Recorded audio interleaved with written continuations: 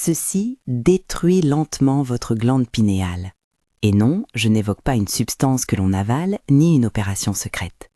Ce que je veux dire, c'est que quelque chose de bien plus vaste et plus subtil ronge notre capacité à voir au-delà du visible. L'aveuglement programmé.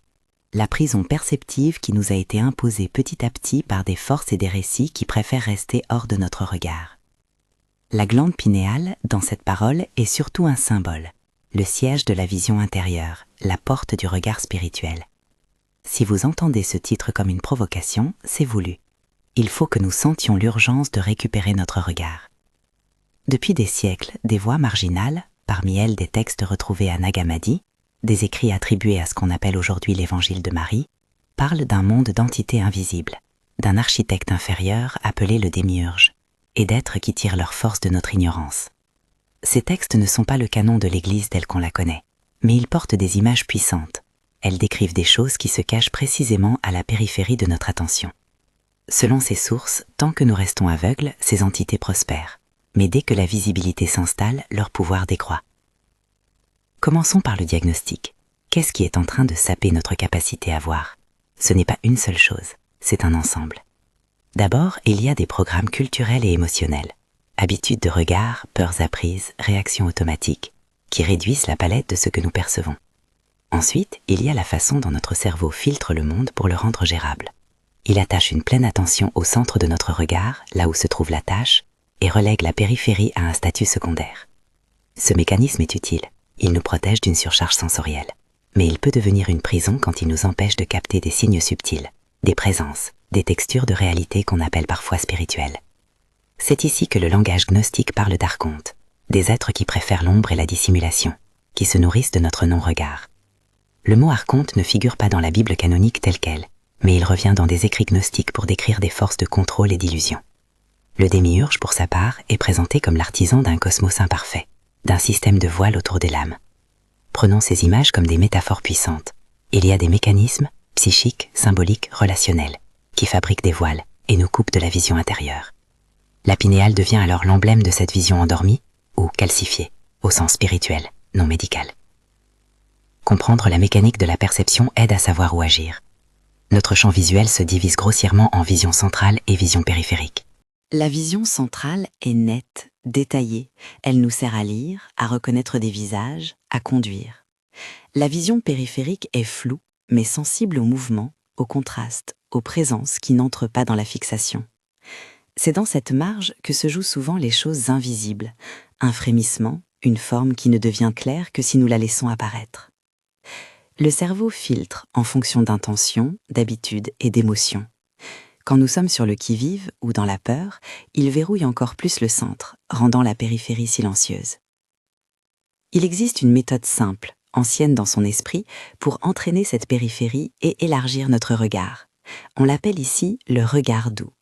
On le trouve sous des formes variées dans des traditions contemplatives, mais il est aussi évoqué, sous d'autres termes, dans certains récits attribués à l'enseignement des choisis.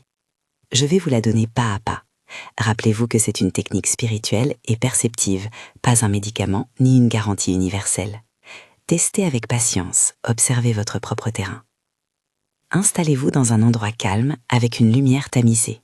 Idéalement, la pièce ne doit pas être trop lumineuse. Une lampe douce, une lumière indirecte.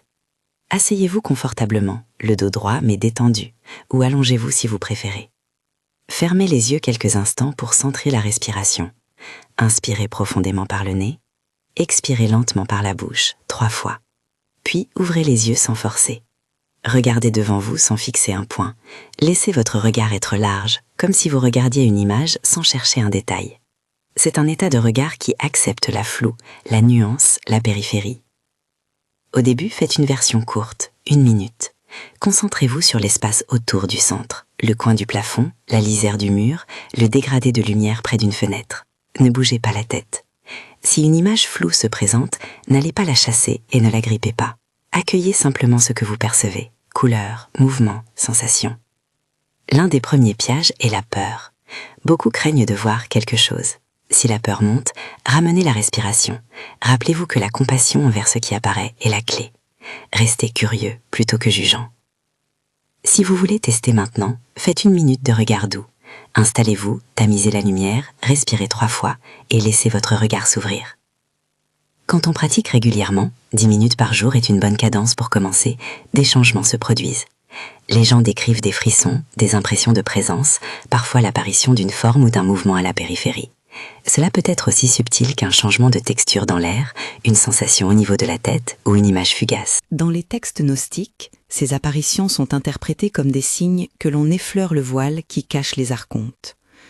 Dans un langage plus psychologique, c'est la surface de l'inconscient personnel et collectif qui devient plus accessible. Ce qui est fascinant, et ce que rapportent aussi des témoins contemporains, c'est la réaction des choses quand elles sont vues. L'énergie qui se repaît de l'invisibilité perd de sa force quand nous l'observons. Imaginez une ombre dans un coin. Tant que vous ne la regardez pas, elle peut étirer ses doigts. Dès que vous y portez un regard tranquille, le mouvement se fige et se dissipe. Nous n'affirmons pas ici un processus magique aux règles fixes, mais une dynamique. La visibilité réduit le champ d'action de ce qui vit dans l'ombre. C'est pourquoi la pratique du regard doux est profondément subversive. Elle transforme notre manière d'être au monde en modifiant la relation à ce qui était caché. Maintenant, quelques repères pratiques supplémentaires. Ne fixez pas. Si vous fixez, vous contractez les muscles oculaires et refermez la porte périphérique. Le regard doux implique une détente des muscles autour des yeux et des paupières légèrement ouvertes. Ne forcez pas l'imagerie. Si rien ne vient, c'est normal. L'absence de manifestation n'est pas un échec. C'est de l'entraînement mental et corporel. Soyez régulier sans obsession. Évitez la précipitation. 10 minutes par jour pendant plusieurs semaines produit des effets plus durables qu'une tentative intense et brève. Choisissez des points d'ancrage dans votre vie quotidienne pour intégrer la pratique. Dans la maison, repérez un coin du plafond, le bord d'une porte, un tableau discrètement éclairé. Dans les transports en commun, utilisez la fenêtre comme champ de campagne pour élargir le regard. Au lieu de fixer votre téléphone, élargissez la scène, laissez la périphérie respirer. Dans une conversation, plutôt que de chercher à lire la bouche ou d'anticiper, laissez votre attention couvrir l'ensemble de la personne. Regardez sans fixer, percevez la respiration, le ton, l'espace autour d'elle. Parfois, ce que vous verrez ne sera pas une forme, mais une modification de la tonalité, une lourdeur, une crispation, une pointe de détresse. Là encore, la présence aimante suffit souvent à neutraliser ce qui parasitait l'échange. Permettez-moi de peindre quelques images pour que cela soit concret. Un soir, vous êtes allongé dans votre chambre et vous commencez le regard doux. Au début, il n'y a rien. Puis, à la lisière du plafond, un léger mouvement, comme un voile qui ploie. Vous ne sautez pas sur votre coussin, vous n'exécutez pas de rituel. Vous respirez, vous nommez intérieurement « je vois » et vous restez tranquille. La forme s'assombrit puis décline, comme si elle perdait son appétit. Vous ne la blessez pas, vous la rendez simplement visible. Dans une rame de métro, au milieu d'une foule pressée où tout le monde évite le regard des autres, vous élargissez votre attention. À la périphérie, une tension collective, une forme de tension se dessine. Des silhouettes émotionnelles qui cherchent à s'ancrer. Votre simple attention calme la densité. Ce n'est pas spectaculaire, ce n'est pas forcément prophétique, mais cela modifie l'atmosphère. Un autre exemple, lors d'une dispute, vous sentez à l'épaule une présence pesante, une pensée qui vous souffle des accusations, un murmure qui vient s'infiltrer. Au lieu de répondre en miroir, vous pratiquez le regard doux vers votre propre champ interne. Vous observez l'impulsion sans l'alimenter. La voix qui murmure perd de sa crédibilité. L'escalade s'arrête. La pratique devient alors un outil d'éthique relationnelle. Elle nous enseigne la discrétion et la responsabilité. Nous ne devons pas accuser les autres en public, ni crier aux démons. Nous devons reconnaître la manipulation émotionnelle, prendre soin des autres et, si nécessaire, aider à recouvrir le respect et la dignité. Il est important de souligner une règle morale. Ce pouvoir de voir ne nous autorise pas à manipuler ni à blesser. La visibilité est un acte de compassion, non d'exhibition. Si vous découvrez quelque chose chez une autre personne, vous n'avez pas à l'exposer ou à la juger. La première réponse recommandée est toujours la douceur, la prière, la retenue, le soutien concret si la personne est en souffrance. Les textes anciens mettent aussi cet accent sur la sagesse. La connaissance doit être accompagnée d'humilité, sinon elle se retourne en orgueil. La question de la destruction, évoquée dans le titre, mérite d'être clarifiée. Quand je dis que ceci détruit lentement votre glande pinéale, je ne veux pas suggérer une agression médicale. Je parle d'un processus spirituel. L'habitude de ne pas regarder. L'exposition prolongée à des images et à des récits qui distraient et assoupissent la conscience. la peur sociale de la vision intérieure. Ces facteurs calcifient symboliquement notre capacité à percevoir. La métaphore sert à réveiller, pas à proposer un diagnostic. Si vous avez des questions de santé concernant la glande pinéale ou tout autre organe, consultez un professionnel de la santé. Dans les traditions gnostiques, l'évangile de Marie, par exemple, évoque des enseignements transmis aux choisis pour éveiller la connaissance intérieure. Ces textes nous rappellent que la lumière n'est jamais éloignée du cœur humain. Elle est souvent simplement dissimulée. Le défi est de retrouver la méthode qui nous permet de la voir. Le regard doux est une petite école de lucidité. Il nous apprend à tenir l'attention sans jugement, à élargir le champ de la conscience et à prêter attention à ce que la culture moderne ne nous apprend plus à regarder. Que peut-on attendre réellement ? Pour la plupart, une plus grande sensibilité, des intuitions plus fines, une meilleure gestion des émotions, moins de réactions automatiques. Certains rapportent des visions plus nettes, des rêves intensifiés, une sensation de clarté mentale croissante. D'autres ne notent que des changements subtils dans l'humeur et dans la qualité des relations. Tous ces résultats sont valables. Il n'existe pas de garantie universelle, ni de délai fixe pour réveiller quoi que ce soit. La transformation est souvent lente et discrète. C'est précisément pourquoi l'expression « détruit lentement » peut s'inverser. Ce que l'aveuglement a détruit petit à petit, la conscience peut aussi le défaire pas à pas. Parlons aussi des résistances. Quand vous commencez à voir, vous allez peut-être être confronté à des doutes, à des narratifs sociaux qui vous disent que tout ceci est de la fantaisie.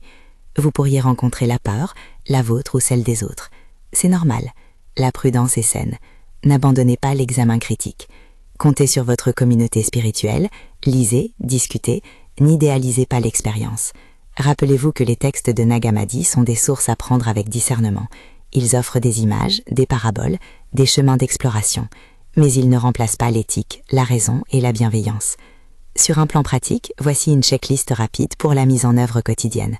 Tamiser la lumière, installer une posture détendue, pratiquer 10 minutes quand possible, accepter la présence de toute émotion, ne pas courir après les visions, garder une attitude de compassion pour soi et pour les autres, notez dans un carnet ce que vous percevez, non pas pour en faire une preuve à montrer, mais pour vous aider à suivre l'évolution intérieure.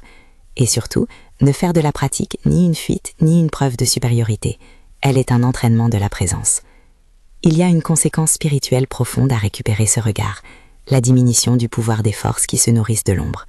Mais la finalité n'est pas la victoire sur entité extérieure. La finalité est la liberté intérieure. Quand nous retrouvons la capacité à voir, nous devenons responsables de notre monde. Nous pouvons choisir la bonté, la réparation, la justice, parce que nous ne sommes plus manipulés par des narrations qui imposent la peur. Nous pouvons agir avec discernement, non par réaction. Nous pouvons tendre la main à ceux qui dorment encore, sans violence ni jugement. Avant de conclure, permettez-moi d'insister sur l'éthique et la prudence. Ce chemin est spirituel, symbolique et expérientiel. Il n'est pas un substitut à un suivi médical ou psychologique. Si vous souffrez de symptômes physiques ou mentaux, adressez-vous à des professionnels. Si vos pratiques déclenchent de l'angoisse ou des peurs envahissantes, cherchez un accompagnement qualifié. Le regard doux vise à élargir, non à fragiliser. Pour finir, revenons au titre. Ce qui détruit lentement votre glande pinéale, au sens spirituel, ce n'est pas un ennemi extérieur unique. C'est l'habitude de ne pas regarder, la culture de l'évitement, la peur domestiquée par des récits qui préfèrent nous garder aveugles. Ce que je propose aujourd'hui n'est pas un remède miracle, mais une méthode simple pour commencer à dissoudre ce voile.